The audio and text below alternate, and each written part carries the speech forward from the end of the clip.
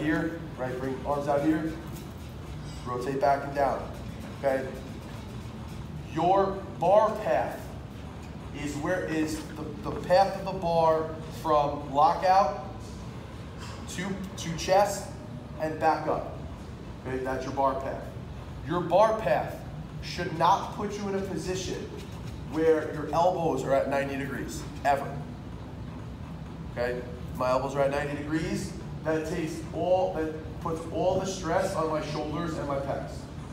Okay? I'm taking all of the lats out of this movement like this and my rear delt, and I'm making it just a chest movement. Okay? We don't care. I mean, we care, but if we're going to a competition, we don't care how our pecs look after the bench. We're not checking to see if we have a pump. We're trying to make sure that we got 3 white lights and we can go to the next lift, okay? So if you're ever benching and you see yourself in this position, 90 degrees, right? With your elbows out like this, you're in a very vulnerable position for your chest and your pecs, okay? There's other trains of thought where you should be tucked like this, right? I think that is too much, and you kind of take out the you take your lats out of the equation, okay? So your bar path should be somewhere in the middle of 90 degrees, and I guess that would be 180 degrees, right? Man, how you look at it. Not a good math guy. So your bar path should put you somewhere in a position that you can use your lats to pull, okay? Think of it like you got when you guys do the ring rows from underneath, right? You roll yourself up to the rings or to a bar, okay? Or the rower, same thing, right? When you're rowing, you're not rowing out like this, and you're not rowing out like this. You're rowing so that you can use your lats, right? So the lowering of the bar in your bench should be, and you should feel that same pull with your lats. 180? I don't know. I'd say 0 probably. 0. 0, 90, 180. That would be 180? Yeah, it depends on what you reference. You don't want to be at 90, and you don't want to be here. So you got to find somewhere that's, again, comfortable for you, that you can pull lats first, right? When you're pulling lats first, look down at your forearms, right? Your forearm is in line with not only your elbow, but also your wrist.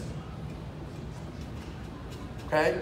So you're pulling and you're making sure that everything is in line, right? If you're like this, you're not in line. If you're like this, you're not in line, right? Everything needs to be in a line because that's how you're going to generate the most power off your chest. So it's got to be somewhere where you can pull, but that you're also in line, elbow, forearm, wrist. Does that make sense for everyone? Okay. That's just going to be, that's how you're going to generate the most power, but also how you're going to use the most other muscles, right? Again, we're not just using our pecs anymore, right? We're using our lats, we're using our upper back, we're using our rear delts, we're using our front delts, we're using our triceps. We want to use as much as we can. That's how we're going to generate the most force to be able to lift the most amount of weight. Okay?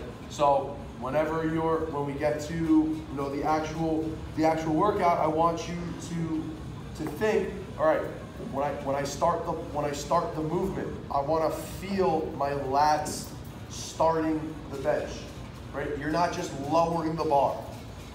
You're no longer just letting the bar fall into your chest. You're rowing the bar to your chest.